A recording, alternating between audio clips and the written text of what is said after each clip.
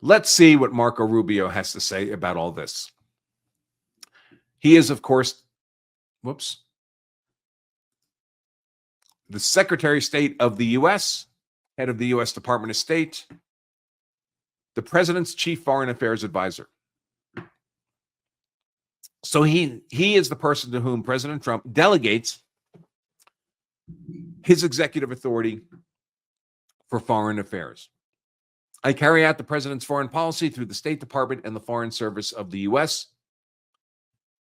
He's making statements here. The purpose of this declaration is to confirm in my capacity as Secretary of State and head of the Department of State that the orders by this Brian Murphy court, the unelected black-robed tyrannical inferior district trial court of Brian Murphy, including on April 30th and May 20th, caused significant and irreparable harm to U.S. foreign policy. The May 20th order requires defendants, that's the Trump White House, to maintain custody and control of class members, potentially millions of people currently being removed to South Sudan or any other third country, to ensure the practical feasibility of return if the unelected black-robed tyrannical court finds that such removals were unlawful. Keep in mind, these people have had a final order of deportation for years, sometimes decades. They've all been convicted of violent crimes, including sexual predation of children. Did you know that in all 50 states, self-defense law, not gun law, but self-defense law, uses a simple 5-element test to see if your use of defensive force was legally justified? And that same test applies no matter what state you're in or what tool you use to defend yourself. If you're missing even one of those required elements, however, you've made yourself an easy conviction for an aggressive prosecutor.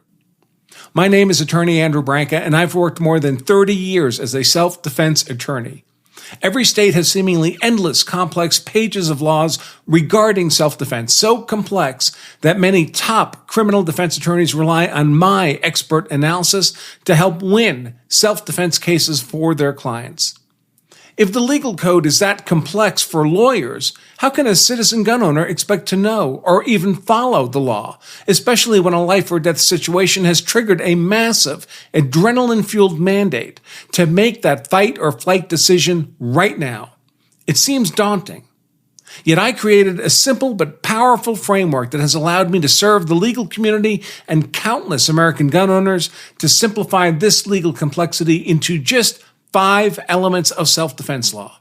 And you can learn my 5-element legal algorithm I use to consult on and win with the top criminal defense attorneys all over the country to protect law-abiding, gun-owning citizens from making innocent legal missteps that land them in prison.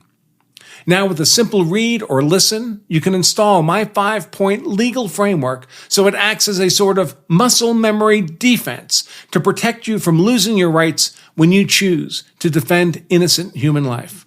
Click below to get the latest edition of my book, The Law of Self-Defense Principles, for free.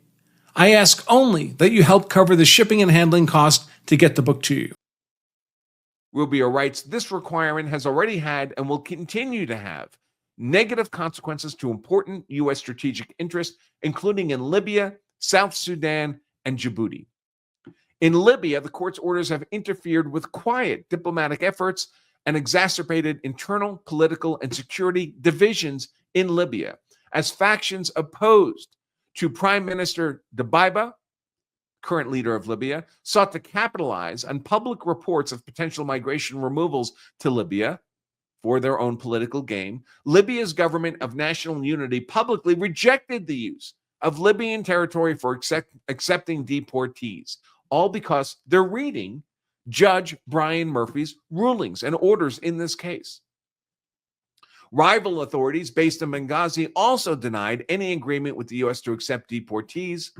In the context of this political unrest, forces took action against 2 largest armed groups in Libya, in the Libyan capital on May 12th, sparking the most serious street fighting in Tripoli since 2022. This is how this unelected, black-robed, tyrannical, inferior district trial court judge's orders are destabilizing American foreign policy and other nations.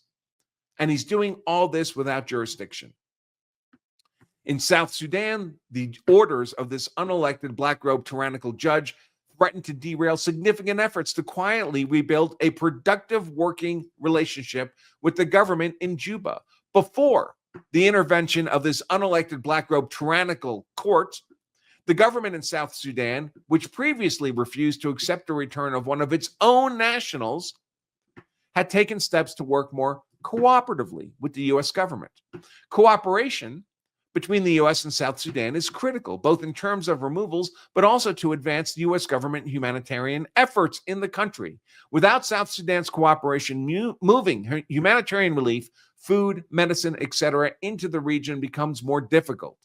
It is almost certain the interjection of this unelected, black-robed, tyrannical court will result in delayed or significantly reduced humanitarian efforts.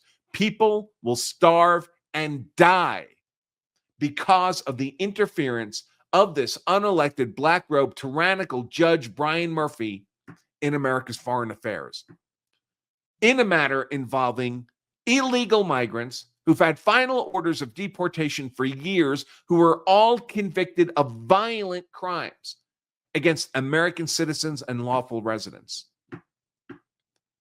The May 20th order also causes harm in Djibouti. Rubio explains, Djibouti is strategically located in the Horn of Africa. The country sits astride the world's busiest shipping lanes and is adjacent to at least 7 regional conflicts and the presence of multiple terrorist organizations, including ISIS, Al-Shabaab, and the Houthis. For this reason, the U.S. military's Combined Joint Task Force Horn of Africa is based in Djibouti and represents the only military base on the African continent.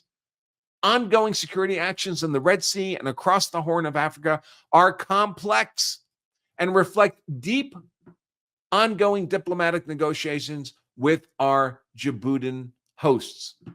United States government aircraft use flight facilities in Djibouti for a range of tasks, all negotiated with the Djiboutians.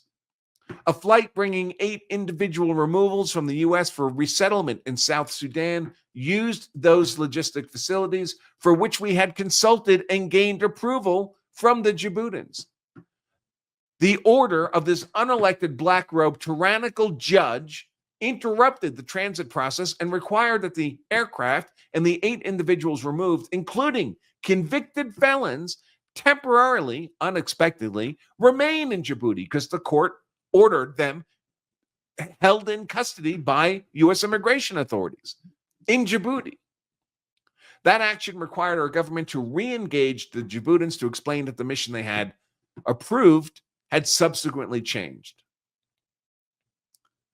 This situation both diverted attention from and further complicated ongoing security cooperation, including counterterrorism operations in both the United States and multinational military movements. Disruptions at this facility as a result of the order, the May 20th order of this unelected black-robed tyrannical judge, would have broader negative implications. For example, such disruptions could interfere with humanitarian assistance across the region in a time of severe humanitarian crisis. Some parts of the region are suffering from famine. People are starving to death. It is therefore critical for the U.S. to maintain effective foreign policy engagements in the region without judicial interference.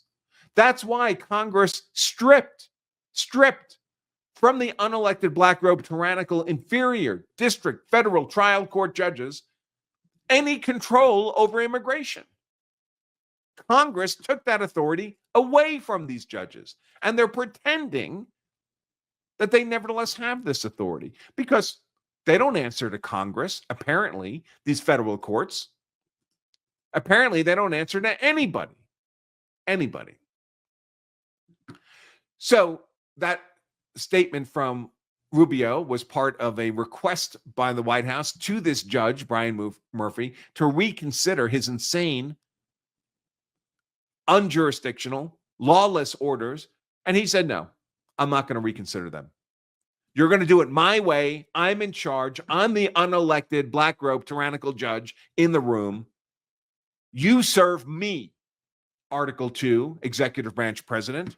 Thanks for watching this highlight segment of our full-length Law of Self-Defense live stream. If you enjoyed this content, make sure to give us a like and subscribe for more expert analysis on politics, law, and how to be hard to convict.